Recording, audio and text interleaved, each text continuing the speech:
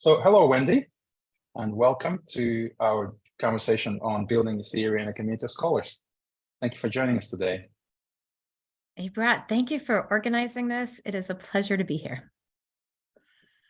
And Wendy, we're just going to cut right into the conversation about building theory. But to begin with, help us understand, what do you mean by paradox theory, and what is it novel and interesting about this theory? Yeah, I will jump right into that. Before I do, Ibrat, I just want to say congratulations to you for building a community. This is an incredible thing you have created for a community of scholars around the world, seeing how many people are tapping in and joining in from various places. So congratulations to you, and hello to everybody who is here. It is really nice to see some old friends and to see so many new faces. Before we get started, Ibrat, if it's okay, I actually am curious, just by raise of hands, who is with us today. So again, people are joining in from around the world for sure. It's nice to see other folks that are here with me down under, as I'm calling in right now from Melbourne, but Melbourne, if I was correct. Peter, I hope I'm saying it right. And so just by raise of hands or a show of whatever, how many doctoral students are here with us today?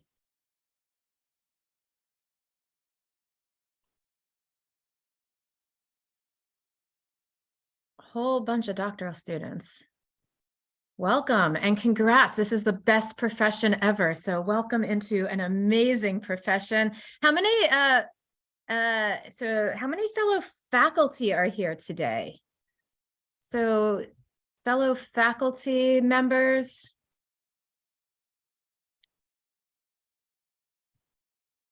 A whole lot of faculty too. I'm just going to pause as it takes a moment to catch up here, and maybe if we can put those hands down for a second, because I am just curious. I see a bunch of friends here that have been traveling this paradox journey with me for a long time, and some new friends who are now traveling this paradox journey. How many folks out there are in the paradox space? And so that means anything from you see yourself and define yourself as a paradox scholar, you have read a paradox paper, or if you want to just be more broad, you feel paradoxes in your life. You just experience them. So, oh, great. A whole bunch of folks in that space. Fabulous. Excellent. All right, great. And just by way of hands, anybody want to raise their hand because they haven't raised their hand yet? Anybody? Okay, great. Well, feel free to just jump in. As Ibrat said, and what we had talked about in advance, was making this more conversational than your standard and traditional presentation that is so easy, in my mind, to get distracted into your email, or should you wish, your Amazon shopping. For me, it's my Metro order that's up on the computer here behind it. So we thought a conversation might be more engaging. And so just to get us started into building community. And by the way, I was thinking about this conversation he brought, and I think that in case anyone has to leave early, in case you're getting distracted by your email or kids in the other room, this is what my underlying message will be, that hopefully we can unpack, which is that I believe that ideas are social. I believe that getting to better ideas doesn't just happen by zoning into papers and reading them, but by being in conversation to unpack the meaning of those papers, but also in conversation to deepen our own ideas, and in networks to help us figure out how to advance or share those ideas more broadly. So whether you are an introvert or an extrovert, I believe deeply in the social power, the social component of idea generation, and therefore in the creation of or connection to community. So I'm happy to talk today about how what that looked like as a process in those of us creating a paradox community, but also think more broadly about what that means for each of us to create and connect to community in the work that we do as academics, or the work that we do as those of us that read the academic literature that are not academics. And Anna and Peter, I see you both here. You've both blown my mind, because academics, if you want to know, there are people out there that start their careers as non-academics and read our papers, which frankly is stunning. So great to have you both here. In any case, Ibrat, now I'm going to go back to your question, which is, what are we talking about? So today we are going to explore really the communal aspect of theorizing, but to do so, maybe just to start out with the theory that I've been engaged with and committed to, which is this idea of paradox theory. And the underlying assumption, so paradox theory is built on, if I were to use academic language, an ontology of duality. And it has one big assumption, which is that the underlying substructure of our world is comprised of interdependent opposites. And if we surface that idea and respond to it or engage with it, we can come to more creative or better decisions. So that's sort of the big idea. The more specific approach to that is to say that that we all face tensions, tug of wars, competing demands in our world. The way that I got into this theory was because I was studying innovation, and I was studying how large companies, in particular IBM, was navigating the tensions between today and tomorrow, or what we in academia like to call explore and exploit, in the words of Jim March. That much of the literature and the way that we had written about innovation in our world of organizational theory up until then had really been about how the exploitative world, the existing world, created all this inertia that prevented us from exploring, from innovating. And so we had all of these recommendations about things that we could do to sort of release the shackles, remove the pressures of inertia, in order to be able to innovate. In other words, how can we move to the new world, define the new world, and then move there quickly? And when I was studying IBM and their innovation, it was very clear that they didn't just need to move to the new world quickly, but that they needed to move to a new innovative world, new products. At that time, it was cloud computing. They needed to be agile and experimental and all of these things at the same time that they also had millions, and within each business unit, billions overall, invested in their existing products and their existing customers. And that was not going to go away anytime soon. So the main challenge that they had to navigate was this tension of living into both today and tomorrow, explore and exploit, innovation and existing products. And one frame that we have in academia around this was around the notion of ambidexterity. What became clear to me in my own work was that this was a paradoxical challenge, and I'm happy to unpack where that came from and why paradox. But it became clear to me that this was a paradoxical challenge, and by that I meant that the more that these leaders could embrace the ways that today and tomorrow explore and exploit new and old were not just in tension with one another, contradictory, but they were also interdependent and adopting a more holistic approach, or that they were interdependent and synergistic, that they could adopt a more holistic approach, a more both and approach, if you will, and it led to more creative outcomes. So that's, and as I studied that, this became clear in the context of social responsibility and sustainability, and the tension between profits and passion, or financial outcomes and social outcomes. It became clear in the context of cooperation and competition and the relationship between those at a strategic level.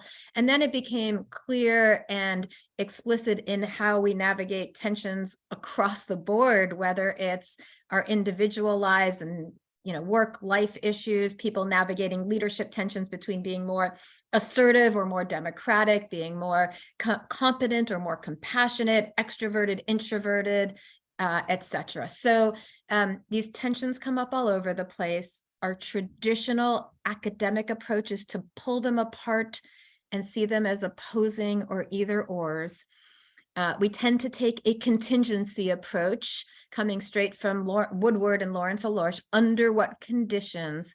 And the invitation of paradox theory is to move us into a both and approach of how can we accommodate these competing demands simultaneously.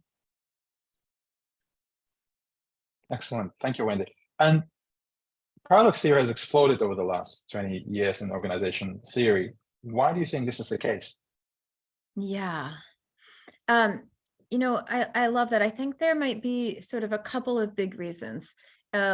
One big reason is that we are living in the context where our challenges are getting more complex, and paradox theory offers us a way to understand those challenges more effectively. So in some work that Marianne Lewis, my longtime co-author on all of this work, and I did, we said, we argue that paradoxes become more salient under three conditions.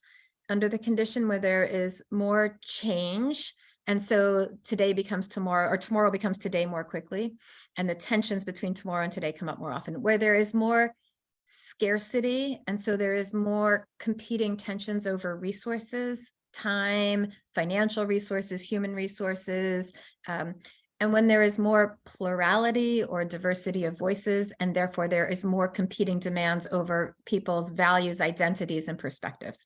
And we're living in a world where there's a lot of change, plurality, and scarcity. And so we're seeing these tensions bubble up. They're bubbling up in the grand challenges that we as organizational scholars are experiencing. They're bubbling up in how leaders are leading their organizations. They're coming forward in how we think about employee and employee relationships and human relations and human resources. So it's coming up all over the place. So I think that's one reason. You know, and in fact, one of the things that we're seeing is that, and that we've seen, Marianne and I, is that, you know, she and I have been building on some early work that started in the 80s, but that these ideas really, when we started writing about them in around she started writing about them in the 1990s, I started in the 2000s.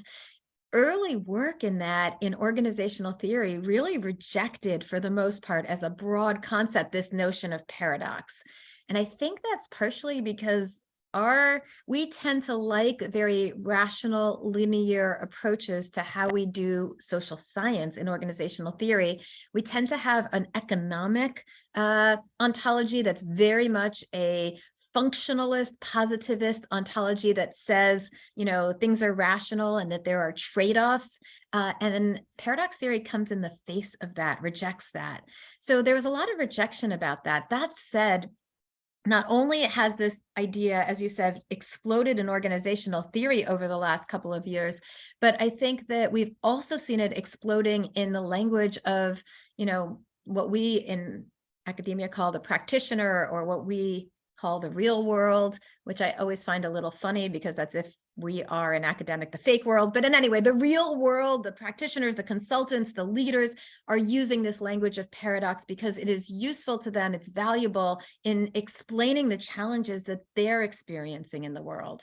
So I think there's that part, which is that our world is more complex, and therefore this offers a way to understand that world. And then Ibrat, I think the other side of this is you know, where you've kind of brought me into this conversation, which is that I think there's partially a component that has to do with the sort of social network that has been built up over time, in which people are connecting and supporting each other to engage in this work within scholarship, among theorists, among scholars and academics, and that's really pushed the theory forward. And I am looking straight, Camille, I see you're right there on my top line of Zoom boxes, and Camille, feel free to jump in. Camille Pradier has been like one of the people in this journey that we've had as a scholarly community over the last, you know, 15 years or so, right there at the head of that, at the leadership of that. So I think there's a piece in which that has made a difference in how we have advanced this conversation in academia. And you already started touching on, you know, building the rationale why paradox is a theory, but could you elaborate, why do we need to build this as a theory? Meaning why theory or? Yeah, why build paradox as a theory? Yeah. So, I mean, maybe there's a couple of different ways to think about this. When Marianne and I set out to write, so one of the first pieces that, well, an early piece I would say that I worked on was a piece, or a catalyzing piece, was an AMR article that I wrote with Marianne Lewis that was published in 2011. And we built on the early work, the expansive early work, or some of the early work that was bubbling up on paradox in organizational theory. And that work did not call paradox a theory. So we had a big debate at this point. Do we call this a theory? Well, is that too grand? Is that too much in terms of, asserting ourselves into this world that, as I was saying, was actually quite resistant and rejecting of this theoretical lens? So the paper is titled Toward a Theory of Paradox in Organizational Theory, toward a theory. And but over the years, we have actually been bolder to not only use the language of theory, but also to use language of meta theory as well. And so here's where I do think it's valuable as a theory. Theories are the conceptualizations that help us understand reality. And they involve clear definitions, assumptions, boundary conditions, understandings of relationships and mechanisms. If you go back to people who wrote about theory, what is theory? How do we understand theory? That's sort of the conceptualization, is that it is a framework with these components to it. And certainly paradox does that. It has a set of definitions that people are working around, a set of underlying assumptions. By the way, we are a theory that believes in multiplicity, duality, and difference. So sometimes those definitions or assumptions involve competing assumptions that are accommodated in paradox theory. And I'm happy to go to that place and talk about that complexity. But there is a set of definitions, assumptions, boundary conditions, underlying mechanisms. And I think that the value of being able to articulate that is that it helps people to understand how they can enter into this conversation, how they can expand the conversation, where are the points in which we converge and have coalesce so that we're talking about the same things. And by the way, where are the places in which we can diverge and have more expansive conversations in a big tent way? If there's anything that I feel committed to and very proud of, it's that this community of scholars is not dogmatic. I mean, if we're dogmatic about anything, it's about our undogmatism, which is that it accommodates a broad, a diversity of ontological assumptions about how we understand paradox, either as a realist inherent approach or as a social constructionist. It's all in our minds and we create it. And in fact, in the most paradoxical ways, we identify those divergences. And then we have papers that talk about what's the relationship between these different underlying assumptions. So I think by calling it a theory, we have created the boundaries that invite in different perspectives and enable us to have these varied debates within the context of paradox theory. Thank you. And I'm just going to pause here for my questions and maybe invite Ravi, who is raising his hand. Ravi? Yeah, I want to really commend you on your assertion on the and narrative, and by saying that you're saying it is not or, we have to embrace and if we accept that principle that you are advocating here, my question is, what is new here? There are really no paradoxes. You have to pursue both exploitation and exploration. You have to pursue both opposites at the same time, because you need to survive now and you need to survive in the long run. If you do just one or the other, then you will die at some point in time. So there are really no paradoxes. And portfolio balance is the way that different demands on limited resources are addressed. So I think the key is portfolio balance of competing demands on limited resources. So I really don't find any paradoxes in what you're proposing, because one has to pursue everything. Otherwise, you'll be a dinosaur at some point in time. That's all I have. Well, Ravi, I think we're on the same. So thank you. Was there more before I jump? I didn't want to jump in. No, I'm done. That was the Yeah. question. There are more paradoxes. Yeah. Yeah. So I think we are on the same page in saying real similarities in our underlying assumptions. And, you know, like you indeed have spoken straight to the heart of paradox theory. You have to pursue both, otherwise you will die. And that is indeed the heart of paradox theory. So I think where we might diverge is in the word paradox. And so I just want to unpack, and by the way, before I even go there, in this nothing new, I want to just say and speak to a big idea, which is that even as paradox theory has exploded in the last 15 years in organizational theory, we are building on ideas that are 2,500 years old.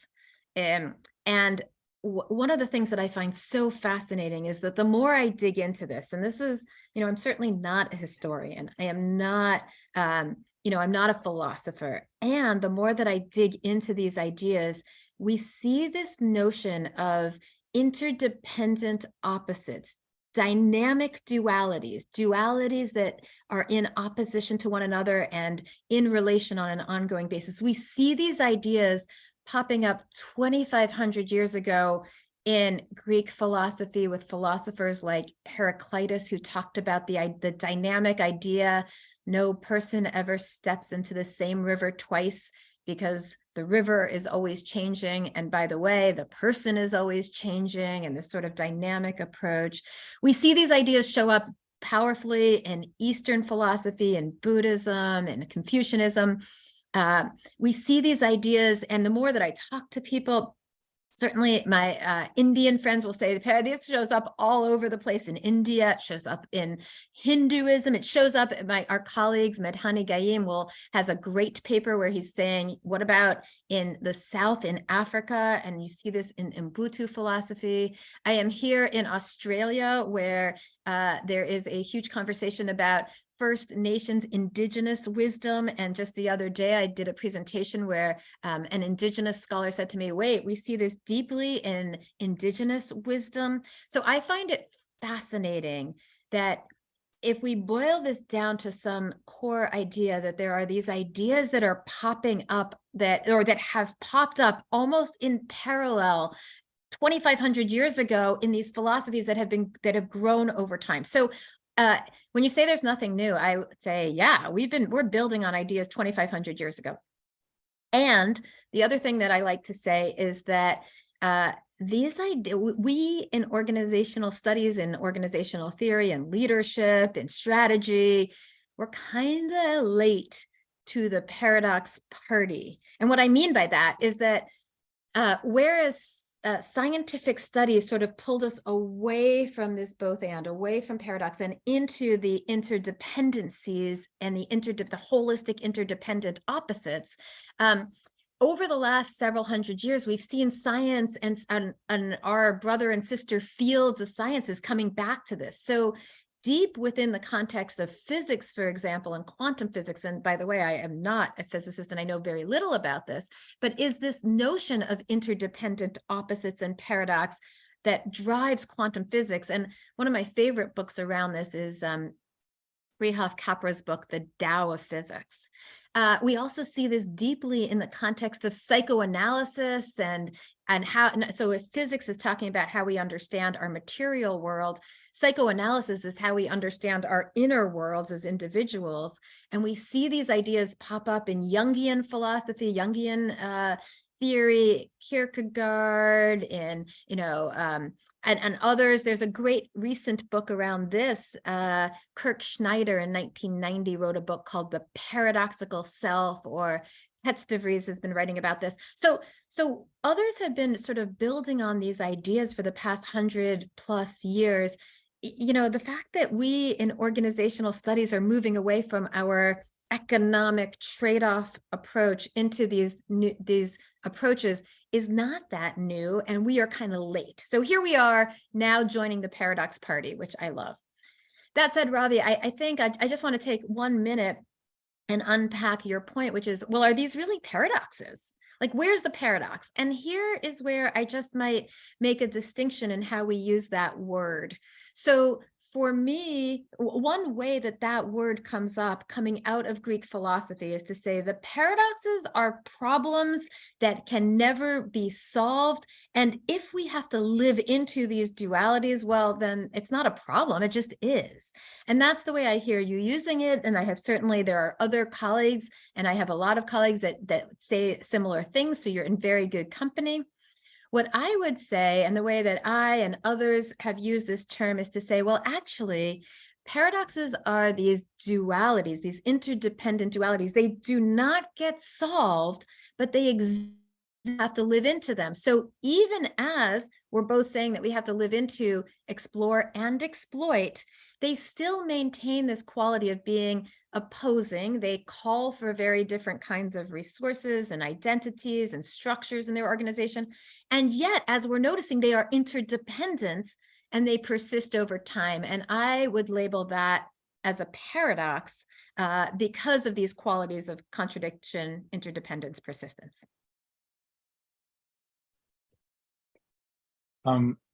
Anita, I know you want to ask a question. Thank you. I'm Anita Mark from Denmark, University of Roskilde. To me, the concept of paradoxes is very productive. It's a way to understand and to frame the empirical world.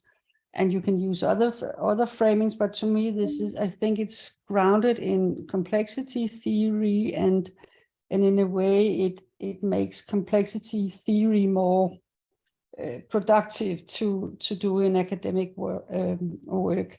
But to me, it's important that we have some more empirical studies and stories of what happened when we set this concept of dilemmas and paradoxes into use. I've tried it myself in a hospital yard, and now I'm using it concerning sustainability and bigger firms, etc., etc.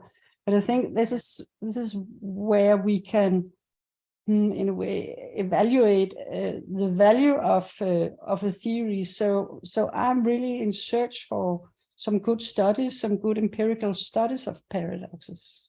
Yeah, no, thank you. And Anita, this is where the explosion has happened. So I would, and again, I see Camille here has a beautiful study in AMJ of vets and how they negotiated the ongoing tensions that they experienced between the care for animals and cost, and what that looked like in terms of their emotional engagement with these tensions and how that played out. I see Farhan, I think, also on here, who's been doing some really fabulous experimental work. Well, I think one of the things that, so where would I point you to? So here's what I would say. There has been a whole lot of empirical work.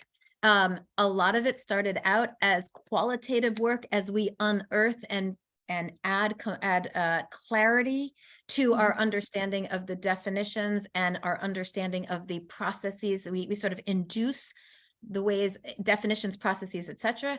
We are seeing people move into really fascinating and fabulous quantitative work, in part driven by, at the micro level, questions around how individuals think about their mindsets, their approaches, their emotions, about how they navigate paradoxes, and the implications of those assumptions, mindsets, approaches for all kinds of dependent variables and outcomes. And here I will point to the work of, well, two things. One is the paper that I had the privilege of joining with my colleagues, Marianne Lewis, Josh Keller, who's here in Australia with me, Ella Marone-Spector, who's at INSEAD, Amy Ingram, and we put together an assessment, a paradox mindset inventory in an AMJ paper in 2011. That has been used to deepen our understanding of, from an experimental point of view, how is it that our mindsets and emotional approaches impact outcomes. And there's a whole range of work on that. And Anita, maybe, and I don't want to over promote my own work, but Please do. recently, Marianne and I had the privilege of being able to write a follow-up to our 2011 Academy of Management Review article, in part because we were really honored that article won the Decade Award for the most cited paper over the last decade. So in 2022, we wrote a follow-up that in AMR, and we had the opportunity to actually point to and coalesce and convene some of this amazing work that has happened over the last dozen plus, years. 22. And Yeah, article, AMR I haven't 2022. seen it, but I will be more searching for it. Thank you. Yeah. Yeah, I mean, the other thing we had the privilege of doing recently was actually writing what we in academics call crossover book or translation book or book for a broader audience, where we explored and were able to, or took the task on of bringing together that research. And we can talk, Ebrod, I know you want to talk about community building as well and the community building side, but one of the things that we have thought about doing is how we not only engage with conversations in academic communities, but what is our role and possibility to also engage with conversations with a broader community of practitioners and out there. And so that book came out in August of last year. And I think one thing we were very conscious about and feel very committed to was being able to draw on and value all of the scholarship of our colleagues. So the appendix in that book is actually pretty robust. So the appendix and bibliography in that book is pretty robust. Okay. Yeah. Thank you. Yeah. Thank you. Thank you. Peter, I can see you, and Mark, I saw that you want to ask a question, but I'd like to ask a few more questions from Wendy, and then we can take more questions from the audience, so that's okay. So you started already touching on this idea of theory development, and Wendy, you gave the rationale in terms of what you observed in IBM and other companies dealing with the challenges of paradoxes, as well as the history, the thought that was put. But what was it like for you to develop this theory, and how did you go about developing it as a theory? Yeah. So first of all, I just want to say I'm writing a paper now with our colleagues, Marco Berti and Josh Keller, and we're thinking about theory development. First of all, I don't think everybody should set out to develop new theory. And I don't want to advocate for that. I think, let me say it differently, or at least theory as a big T in like paradox theory is sort of a big domain. I think everybody should contribute to theory, expand theory, develop theoretical insights. I don't think everybody has to set out a whole new theory. But I do think that it's important to add to and contribute to theory as an academic, to advance ideas about assumptions we have about the world, models and ways of understanding and seeing the world in ways that are profound. And in fact, if you don't develop theory as you're sending your papers into an academic journal, they'll come back to you and say, where's your theoretical contribution? So that's sort of part of the game we play. But I don't think it has to be big theory. I don't know that I started my career to set out big theory. In fact, it was not easy. And some parts of it were not fun because when I started, and as several people have heard me say before, and Camille, you've heard me say this so many times that you could almost repeat this. So I apologize to you and to whoever else has been with me along the way. But when I started, I got so much pushback on this notion of paradox. And Robbie, I almost laugh a little bit. I really value your feedback, and an economic perspective on portfolio thinking is sort of the heart of the functionalist pushback to paradox theory, because paradox theory really does take a very different ontological assumption about the world. It's not about a trade-off of a portfolio or the creation of a portfolio. It's about juxtaposing opposing ideas, not just so that they sit right next to each other, but that they inform each other, that they are synergistic. So I got so much pushback from this. And as a doctoral student, I wonder why I kept going. Oh, and I'll tell you why I kept going. And so the reason that I kept pushing this idea forward, and so let me take a step back. I was studying IBM. I ended up being in a class with Richard Hackman on Teams. Richard Hackman brought in an article into that class from Kenwyn Smith and David Berg which came from their work in a beautiful book called The Paradoxes of Group Life. I read that article and actually had this coincidental moment where I had met David Berg as an undergrad. He gave me The Paradoxes of Group Life. It was sitting on my shelf. I never opened it, embarrassingly to say. But then here I was in this grad class and I was like, I have that book, which I didn't open, but somehow tugged around with me from every move that I made between undergrad and where I landed in grad school. And I went back to the shelf and started reading it and thought, wow, this really helps inform what I am seeing as the challenge that these senior leaders at IBM are navigating. So that's when I started to use this word paradox. Well, that's when I started to get tons of pushback by colleagues around, by advisors and mentors, by colleagues. Certainly, I was in a space where there was a lot of contingency folk. Jay Lorsch wrote a really scathing response to one of my papers as a doctoral student that there's nothing new here. Colleagues said to me, you cannot publish in Paradox, it will never get published. These were really senior colleagues that had tried. And so my husband might weigh in at this moment and say, well, it's just indicative of Wendy's personality that if you tell her you can't do it, she's going to do it anyway. So that might be one thing. But the other piece of this was that I also had some real strong support in very small places. My advisor was Mike Tushman. I give him a ton of credit because he said to me, gosh, Wendy, if there is a big, if people are rejecting your ideas, it means it's a big idea out there. This is a big idea. And he really encouraged me to pursue it and supported me on that. And then the other piece, and this is where I want to offer a very strong recommendation, and the recommendation is to reach out to people in the field that do work around what you do and connect with them. So there was not a lot written on Paradox when I first, or a lot written in our top journals, but Marianne Lewis had just published this beautiful paper in AMR in 1999 called Exploring Paradox. So I read this paper.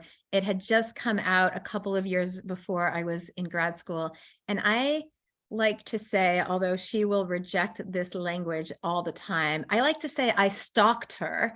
And that word comes from, I had been in a class with Warren Bennis, the leadership guru, who talks about stalking your mentors. So and what that means is that I basically wrote her an email and I said to her, you just wrote this paper. I really want to know everything you know.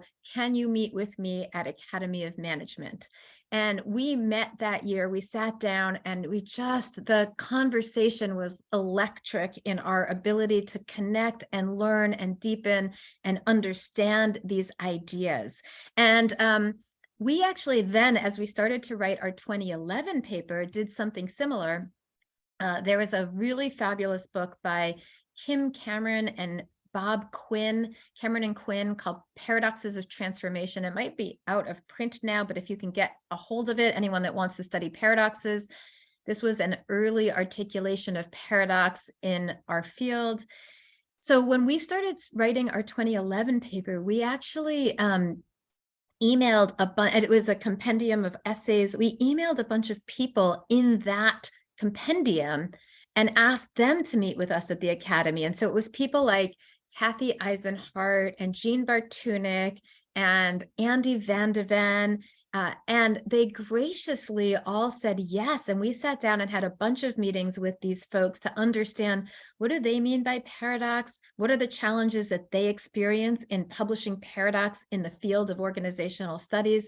How do they think about this? So we really sort of stalked them at that time. And that was part of the early work that we had done in that field, or in this work. Stalking, that's one I'll take note of. And going then about developing a theory, using your empirical work, how did you select and use your empirical setting to build the theory? Yeah. Well, that too has a bit of a story to it. So for the doctoral students in the room, I will share this story. In part, I went to grad school thinking that I wanted to study the phenomena and empirical setting of social responsibility. I started grad school in 2000. It was soon after in the United States, Enron and WorldCom and all these other massive collapses happened of large organizations because of their ethical impropriety. I was also really intrigued by the increase of the social responsibility movement. So in college, I ate a lot of Ben and Jerry's ice cream.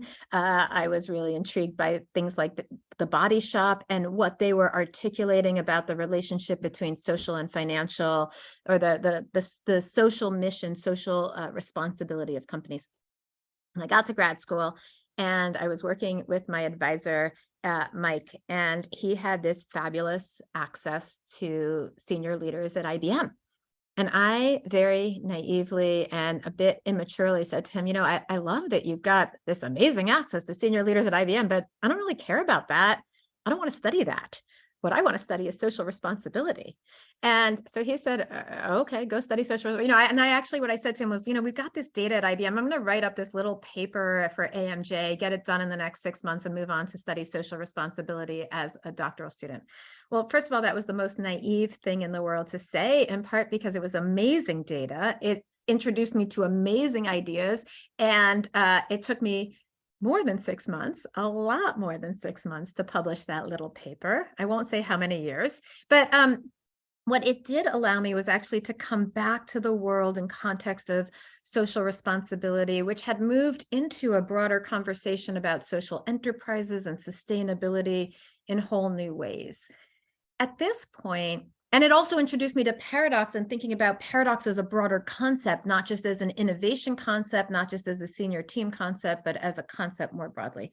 At this stage, this is a concept that I really do see everywhere, and that you know, I think that to me at this stage, the context feels less relevant. To me, the context is about what are the places where I want to be studying, because I think the context is interesting. I'm curious about it. And mostly because I have great colleagues that I'm going to study it with. I'm going to be in partnership with people that I enjoy doing the project with. But, you know, I think it's important to both value the context, but also see, you know, value the relationship to the theoretical lens. So I didn't look for my context because of my theory. The theory emerged from the context for me. And as you were working to build a theory, and you already alluded to a lot of pushback you were getting, but as you progressed in doing empirical work and publishing your work, what issues and challenges did you come across as you tried to build paradox theory or advance it? Yeah. Well, one of them, as I started to say, was I got a lot of pushback from the field. The other one was that we didn't have I was kind of lonely, and really meaning that I was doing this work and not feeling like I was part of community. And the mitigation of that was that I was doing this work in partnership with Marianne Lewis, who's a brilliant and fabulous co-author and colleague, even as, you know, she was she had already graduated, she was already a professor, she was, you know, she was very much a colleague, and, you know, we worked really closely together as co-authors on this work. So I was not fully alone. You know, one of the things that has made this journey both much more productive, creative, valuable, places that I have learned and deepened my insights, but also so much more fun, has been developing a broader community of colleagues and scholars. I really like the people that I do this work with. You know, this is hard work that we do as academics. It's vulnerable work that if we do it really well, we put ourselves out there in the research that we do, and our ideas out there, and our beliefs out there for people to, you know, basically treat as if they can just, you know, and we do this to each other, to just reject and resist and challenge, as if that challenge all of a sudden creates better work, right? So it's quite vulnerable. And if we don't, you know, part of what makes it really valuable is the connections with colleagues and people along the way. And that partially happened. And you didn't ask this question, but I'm going to tell the story of how that came to be, because I will give Egos a whole lot of credit for that. And partially what happened, hi Ray, nice to see you. I see you shaking your head there. So fun to see you there as well. But partially what happened was that the story that I like to tell is that I went to Egos as a boondoggle from the United States. At the time, there was not that many people heading over to Europe for Egos. It was in Amsterdam that I had my twins, who are my first of my two of my three kids. I have three kids, but my twins were two. We had an au pair living with us from Amsterdam. I was like, oh, I'll go visit her family and go to Egos, and why not? And it didn't seem like there was really a track for the work that I was doing, but I applied. It was actually the strategy as practice track. And the strategy as practice people really valued this idea of paradox. They really got it. And in fact, one of the people that really got it and that I give a lot of credit to is our colleague, Paula Jarzebkowski. At a coffee break, Paula pulled me aside. We had or I think I asked her, can I chat with you for a couple of minutes? We had a quick 15-minute chat at a coffee break. And she said to me, Wendy, this idea of paradox is a big deal. It's going to be world domination. We've got to do something with it. And it was actually that quick 15 minutes that we decided we were going to submit an Egos subtrack for the next time, which was in 2010 in Lisbon. And it was that coalescing, convening of community that started to notice that there are actually lots of people around the world with intrigue or interest in paradox as a concept to inform their scholarship. And we can talk to each other. And Egos has, as a result, been an incredible, and from then we've had an Egos subtrack since then that turned into a standing working group at Egos.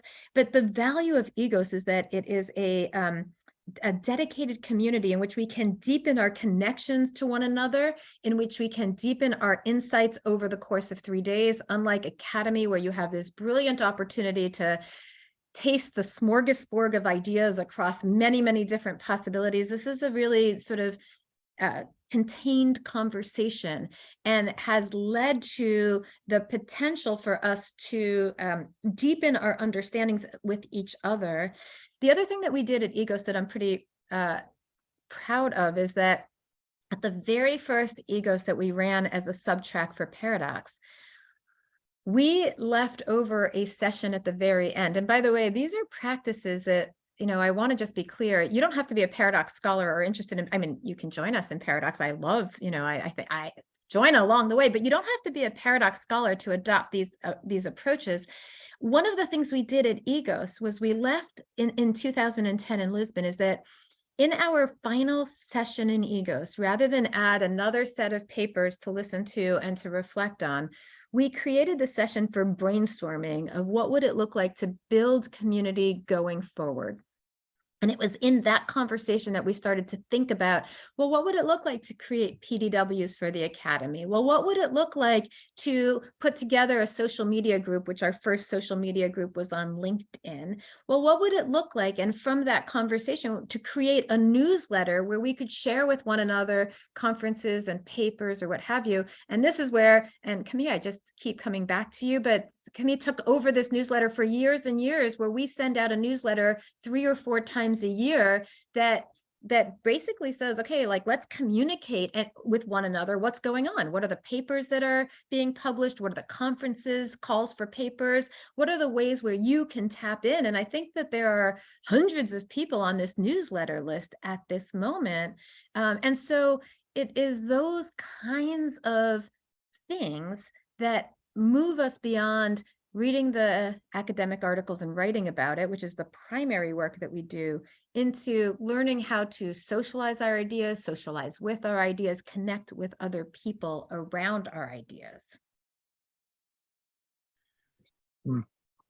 Thank you, Wendy. And perhaps I want to ask a question and then open it up for others to answer questions as well. So if you have any questions in mind, please do raise your hand.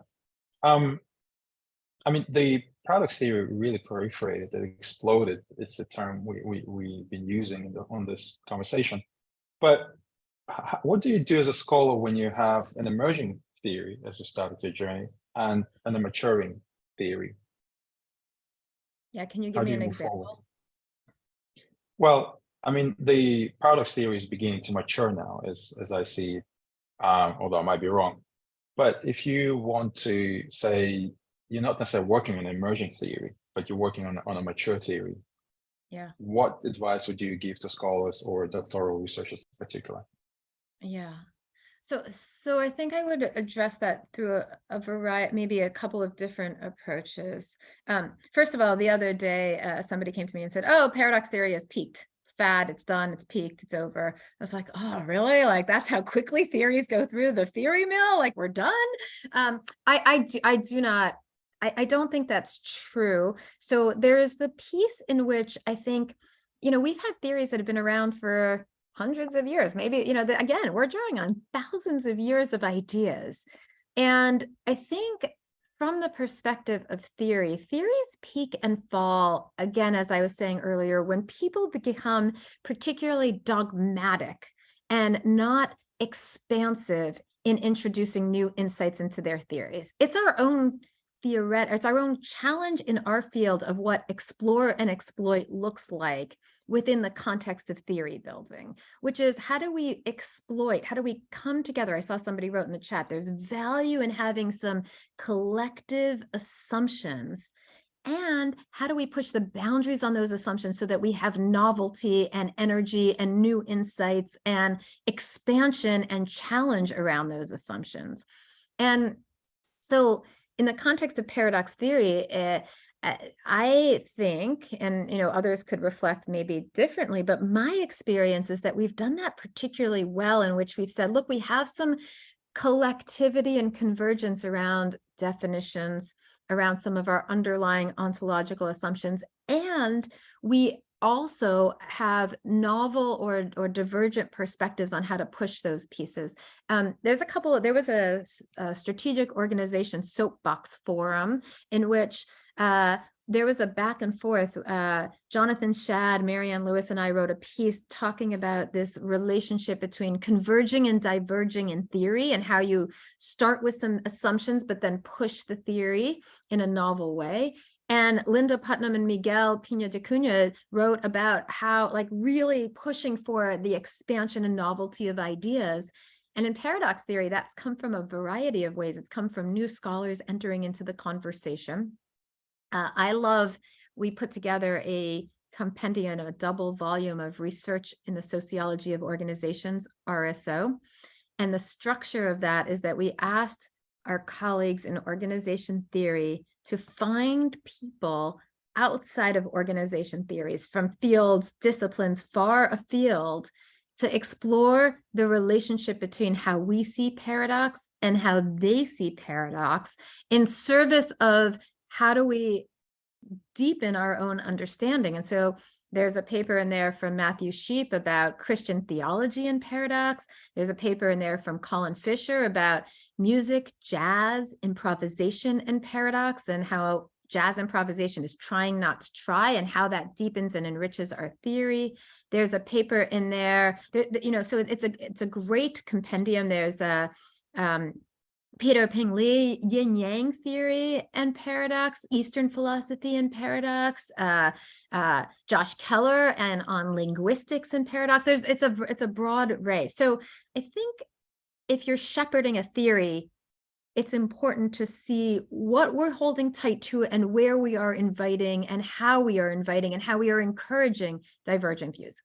That said, if you are a doctoral student thinking about how do I contribute to mature theory, so then this is an innovation challenge for you, in which innovation, as we know, creativity, as we know, is about novelty and usefulness. And it is often there's the challenge of what do you adhere to within the constructs of an existing theory that you connect to, and how do you use that point of connection to be divergent in your own work?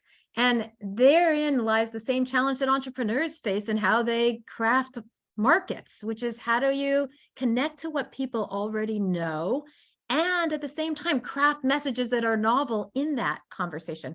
And here I'll just bring up one more point and then I'll stop going on and on.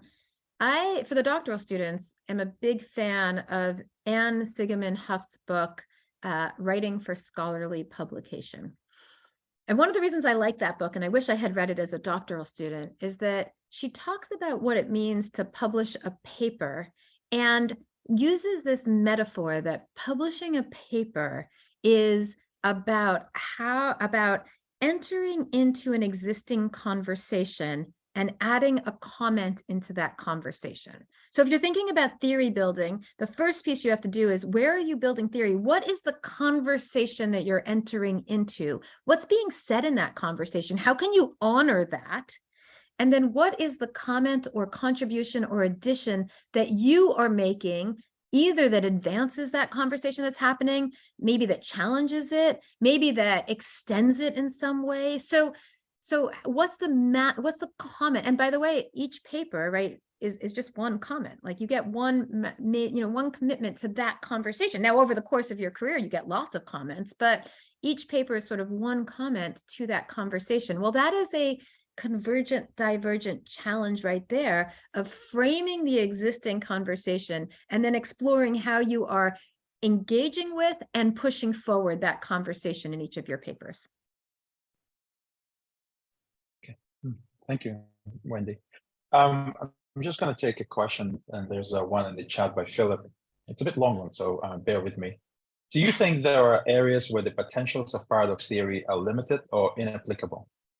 Do you think there are limits in the world, e.g. in the physical nature of the world, that cannot be navigated through by this alternative cognitive framework? For example, the inherent contradiction, paradox, between economic activity and environmental degradation. For a company, corporation in the oil sector, it can be, of course, be advantageous to engage in paradox thinking and try to combine sustainability with their business model as far as this is possible. But from an ecological economist sustainability point of view, this does not change the fact that it remains an unsustainable business model. Does it? Or where could the potential of paradox theory lie here? Yeah. Philip, I love, so thank you. Just yesterday, I was going for a run and I was listening to the introduction of Greta Thunberg's book, Compendium of Articles, in which she very clearly says, this is not a both and issue. There is no planet B. This is black and white. It's either that you are sustainable or you are unsustainable. And I thought, wow, that's powerful. And there is, value in that point of view. And again, one of the things that I think we have to be clear about are, what are the ontological assumptions of how we are approaching, what's the lens in which we are approaching different challenges? And here I will take sort of a meta view of paradox, which is to say, there is value in taking the economic trade-off point of view of understanding where the trade-offs lie in some of our climate, sustainability, planetary decisions. And there is value in understanding how both anding in that space could lead us to different ways or better ways of moving forward and more effectively moving forward. So here, in terms of the both and there, I'm not sure I will articulate it as clearly as our colleagues Tobias Hahn and colleagues that wrote a beautiful paper in AMR in which they talk about the relationship between a paradox framing on business sustainability versus a business case framing on business sustainability, and the ways in which those lead to very different types of approaches to the solutions and the creativity of solutions and how to get there. And I would point you to their paper to think that through in more depth. Wendy, you earlier alluded to the fact that early on in your work, you partnered with people like Paula and engaged with EGOS and started different initiatives. And we often talk about theory building in academic circles, but we talk less about the idea of building the community of scholars. And you already started touching on this topic. Could you elaborate a bit more? What is the significance of building a community of scholars interested in advancing a theory? Yeah. I don't know, Camille, I'm going to turn to you. Do you have any I'm just going to cold call you out there if you're there.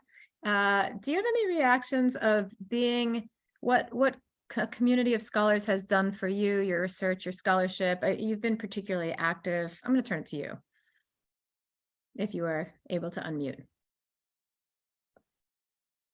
Maybe.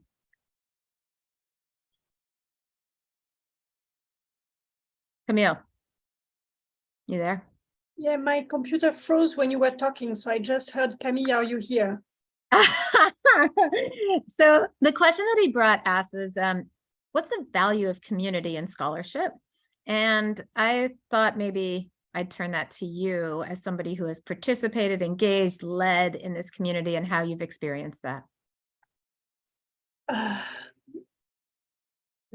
mean, that's a good question. I think, and I mean, I'm not sure I can add much more than what you said. I think that for me, research is about the community with whom you do research, with whom you talk, and it's a very relational process. I think that's what the Paradox community has taught me. And I think that the way the community has been also functioning is by being extremely welcoming to newcomers every year at every EGOS, and trying to make as much as possible people feel safe to exchange ideas, give feedback.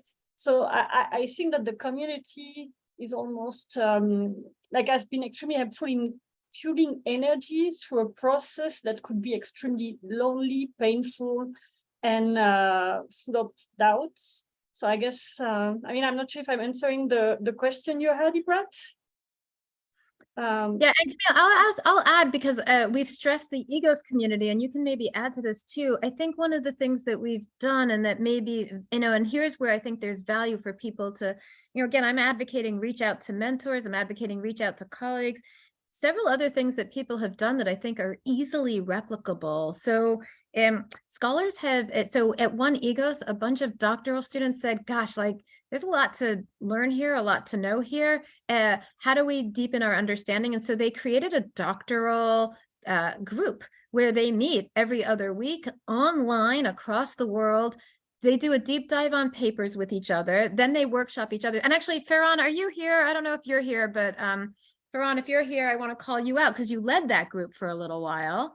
So Farhan, I'm going to give you a second maybe to unmute and say a couple other things, but indeed, you know, it's also an online community. Camille started a Facebook group in which people will post, I just published this paper, or I'm looking for these ideas. Can someone help me? It's also, we created, and I give Josh Keller tons of credit. We created a international conference where last year we had 125 people from around the world connecting with one another to advance ideas together. We're doing it again in November. Farhan, I think you unmuted, so I don't know if you want to say something about the doctoral student community. Yeah, I can say something. I think it's a great initiative. I didn't start it. It was Elsa and Casper.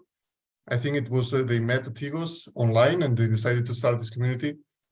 And in fact, Ibrat, you were there for many sessions, and we actually met there. And I think it was a great way to bring us together, and certainly helped me a lot throughout the way. And it helps me a lot because the community is going on, and if there are students here or PhD students that want to participate, that would be great. They can contact me, and I'll put them in touch with Iris and Margaret, who are leading the community now. And we meet once every 2 weeks. We meet on Wednesdays in the morning in Europe. And like you said, we discuss papers, and yeah, we discuss each other's work, and we try to help each other. So that is great. Jumping on that, we've also just started a Paradox Revise and Resubmit group that has met already twice to help papers that are in the Revise and Resubmit stage move forward through the process by having a few scholars read the paper, read the letter, and help the author work through the papers. one will be probably in the summer. So if you have papers in that stage, or if you're interested, you can look for the announcement on LinkedIn or in the Paradox newsletter. Yeah. And I want to, underscore what these guys are saying. So, so there's a couple of places that if you are listening here, like how does this apply to you? So on one hand, like join Paradox Scholars. They're lovely. They're nice. And at the same time, they're rigorous and they're intriguing and engaging. And I love these people. And there's lots of ways to join in, whether it's jump in to read the newsletter, or whether it's jump into the doctoral student community, or whether it's come to EGOS, or whether it's come to the online prep conference in November, which we could send you information to. Yes. And you don't all have to be Paradox Scholars, although, I think you should, but you don't have to be. But I think the other pieces here is that there's other ways and real value in fostering connection to advance your ideas. Ibrat, this is an amazing forum that you have created as a doctoral student for people to engage worldwide and deepen their ideas. That's incredible. And, I am assuming it takes some work, but it's not that hard to say, hey guys, here's a scholar and we're going to get online and connect with each other. And you don't have to create a community, or a webinar like this or a conversation like this. You can just start by reaching out to other people who are doing work around the work that you're doing, whether they are senior people and mentors, and meet with them in person or meet with them online or whatever it might be, because frankly, senior people are happy to have a 15, 20, half an hour conversation with you. By the way, they're probably happier to do that than read your entire paper and give you friendly review feedback. But you could also reach out to them and say, hey, could you give me your friendly review feedback? I just want to offer a very specific suggestion. If you do that as somebody who's gotten a lot of those requests, that it is easier to give you a friendly review on a very small part of your paper than ask to read your entire paper. I know that when I get requests, if somebody says, can you read the couple paragraphs of my introduction, I will get back to them quickly. If they say, can you read my entire paper, forget it. It sits on my desk forever. So that's just it. But you could reach out to people. You could reach out to your colleagues and peers at whatever level and say, hey, let's just gather for a drink somewhere in the city, or gather online. Everybody brings their own coffee or their own drink, and we connect over what we are all doing so that we can support each other. I think those are really low-hanging fruit things that we could all do to advance, to make this a more funner, I was going to say, but a more fun experience of academic scholarship and idea generation and development, and that can help the ideas get better, and that can help us get these ideas published better. So there's a win-win-win in all of this. Thank you, Camille, and thank you, Ferran, to chipping in. Wendy, you mentioned earlier that you also published a book, Both and Thinking, and which builds on your experience of building the theory itself and doing empirical work. So how do you engage with the practice or policy to introduce these ideas and insights from your research? Yeah, to a broader audience, you mean? Yeah, beyond academia, so to speak. Yeah, so anyone out there, who else out there, just by raise of hands, anyone else write what we like in academia to call a crossover book or a translation book? Anyone else out there have done so? Any other books out there that, anyone raising hands here? I'm gonna just pop up and look, just to get a sense. I'm not seeing any hands raised, which either means that folks are busy in their email or they haven't done so. I'm going to go with busy in the email, but if anyone has, feel free to pop it into the chat. I'd be curious what else has been written out there. Oh, Anita, you're jumping right in. If I understand you correctly, you ask if any of us had published a book for a broader audience. Yeah. Yes, I have. Yeah, Anita, put your book in the chat. Understanding organizational change, and another one of the difference between a plan-driven and a process-driven approach to project management. And is this in Danish or is this in English? It is in Danish. Yes. In Danish, okay. Yeah, but both of these two examples are I think are very good, and a lot of scholars and as well as students and and around are reading them, and I really prefer to publish that way.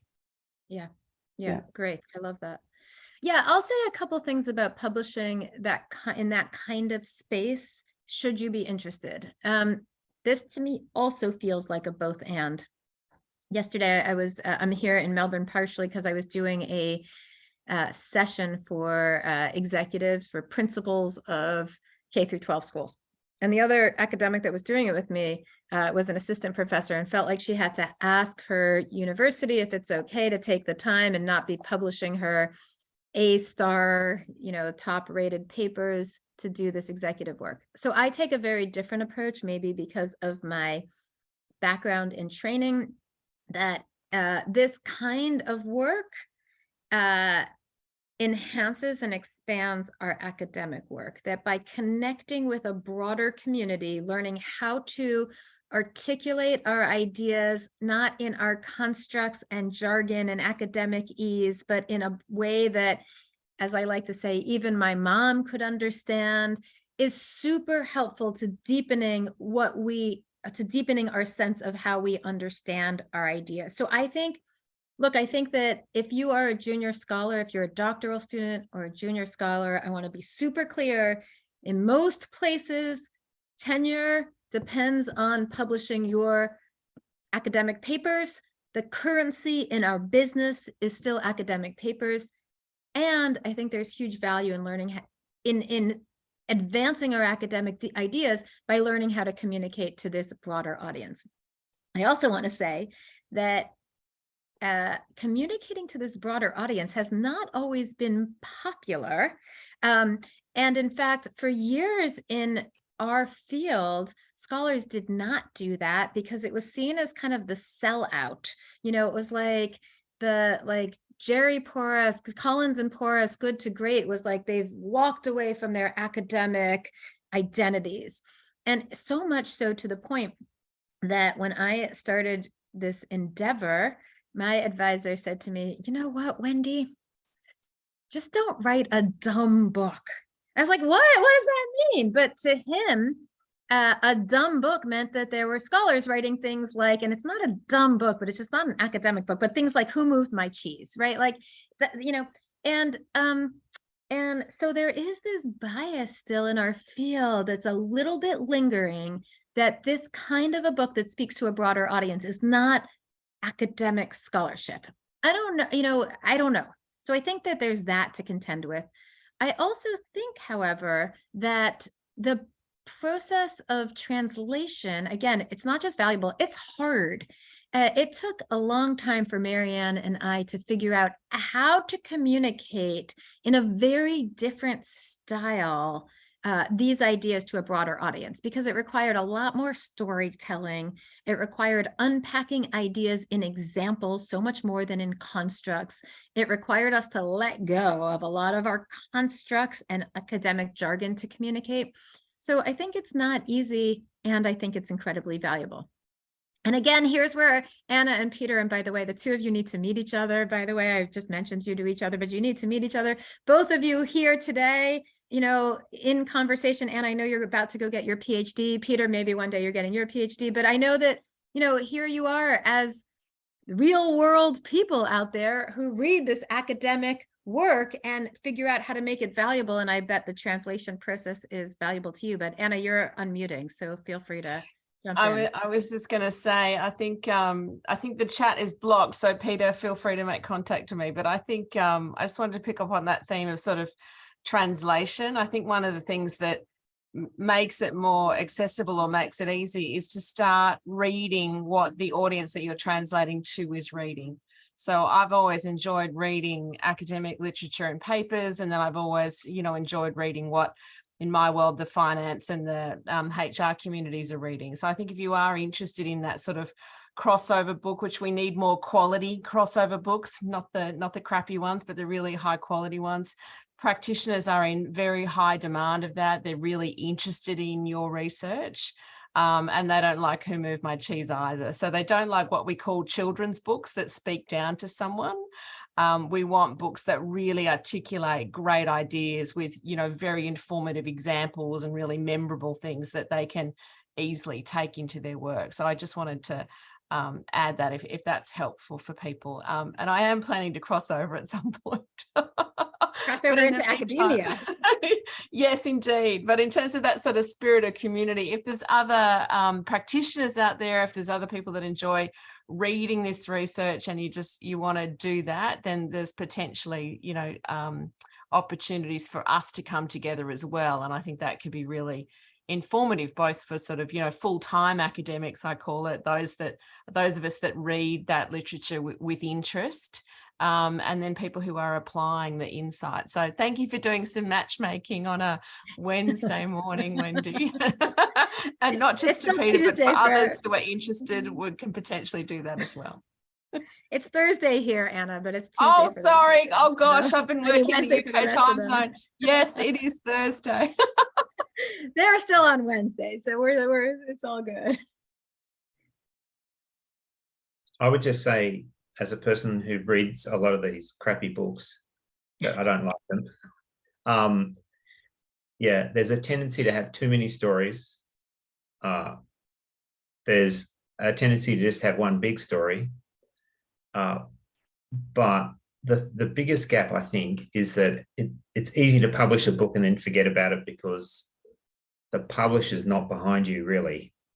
And so in a way, you have to think of how do you distribute your business book or organizational book after you've published it, and give yourself some room to think about that, some allies that can help you, some strategic partners to get it out. So there's a huge thirst. I mean, lots of academic articles are just brilliant for practitioners like myself.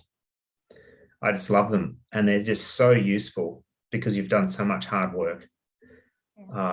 It's just a matter of kind of, reformulating them so that someone else who's actually quite bright but just doesn't know the language, that's the key.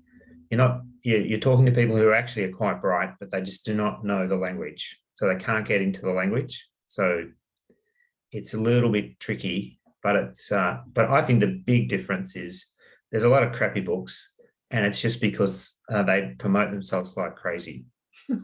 Yeah. Anyway, I don't know if Anna agrees with me, but yeah. Look, I don't want to take away from the focus today, but I would absolutely agree with you. I've always been curious as to why the crappier the book, the more widely it's read. And I've had this conversation with Wendy, you know, the stuff that we used to find in airport bookshops, oh my goodness. Whereas, you know, if you're reading the original research and then you're reading the crossover book, you can tell the lovely from the ones that have just sort of, you know, tried to do other things with it. So I would absolutely echo Peter's point. You know, these are bright, smart professionals. They crave high quality advice. They crave new ideas. They want to be challenged. So the trick is to sort of maintain what is fantastic about the research and the nuance and the specialness of it without dumbing it down. These are not dumb people. They're busy, but they're not dumb. And so, you know, I always say to people, think of them as your very brightest MBA student. The one that you think, wow, that person's got a good brain on their shoulders, and they're going out to industry, or they're going into a hospital, or they're going into a not-for-profit, and they crave really, really good advice and sources of inspiration in the work that they do. Yeah. And I just want to, again, sort of bring to life for academic colleagues, for doctoral students that are here, for junior colleagues that are here, I want to just surface a couple things that Anna and Peter just said. The first thing, and I know Anna and Peter, you don't think this is amazing, but it blew my mind. So when you are when I was a doctor, the first piece is that there are people out there who are not in academia that read our articles. You should just know that. So that blew my mind. I know it doesn't sound that crazy, but when I was writing and rewriting papers to publish in our academic journals, I remember sitting there thinking, oh my God, I'm spending all this time writing this paper, and the only people that are going to read this are my advisor and my mother, and she's not going to get past paragraph 2 because she's going to tell me she doesn't understand. So the fact that, and what is the impact of these ideas to a broader conversation? So maybe Anna and Peter, you guys are few and far between, but they exist. People like Anna and Peter that read the academic journals, even though they are not yet, Anna, in academia. So that's the first thing. I think that's inspiring. The second thing is that I think what you are hearing as an academic is there are lots of people that are really interested in your ideas, and they're not going to read your AMJ, AMR, ASQ, JBE, SMJ. Like, they don't even know that alphabet soup, let alone have access to the journals, let alone want to get past this couple of paragraphs. But they do want to know the depths in a real way of what you are finding. Now, here's where the tension comes in of how much time you spend doing it and when.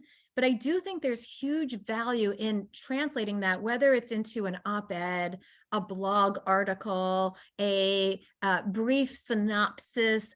Those of you that are publishing in Academy of Management journals, there's Academy of Management Insights that tries to figure out how to translate your ideas to a real world audience. Especially in your junior in your career, I think it's valuable to do it. Don't write I wouldn't write, I guess I'm being very prescriptive. It may not be the time to write the big translation book, but it is valuable to start thinking about how you might translate these ideas in smaller ways.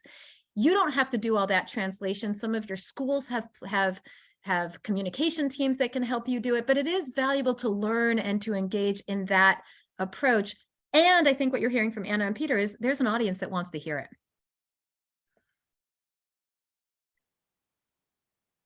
Thank you, Anna and Peter, for chipping in as well. It's helpful. In the time that we have left, Wendy, perhaps we could go back to the paradox theory itself, and what are your hopes for next steps for paradox theory? Where do you see the theory going, and what can we do as scholars? Yeah. So it's a good question. I think that there is work to do to deepen theory, and I think there is work to do to broaden the reach of theory. And I see both of those moving forward. When it comes to deepening theory, paradox scholars have for some time now, I was going to say a long time, but we have not been writing about this in an expansive way for a long time. I don't know what we call long. But in terms of, there have been a lot of scholars that have said, hey, we see these competing demands and we see how they are paradoxical in that they are not just in competition, they are also interdependent. And here is a strategy to navigate that. So that we have seen a lot of that. Where we are moving in terms of deepening theory is to say, wow, like, how do we complexify that? So there's work on, well, it's not just a paradox, explore, exploit, but work by people like Matthew Sheep and others have said, actually, as soon as you step into this paradoxical relationship, you see multiple paradoxes knotted with one another in a more complex, sophisticated way. And so there's a whole piece of work on knotted paradoxes and how to explore that. Paula Jarzabkowski, Rebecca Bednardnek, and others just published a paper on knotted paradoxes at the field level in AMJ. We see this idea of what we in paradox theory call nested paradoxes, which is the idea that, look, we can talk about exploration and exploitation at the organizational level, but we also see what that looks like at the societal contextual field level, what that looks like at the individual level. So what are the nested ways across levels of analysis that these paradoxes show up?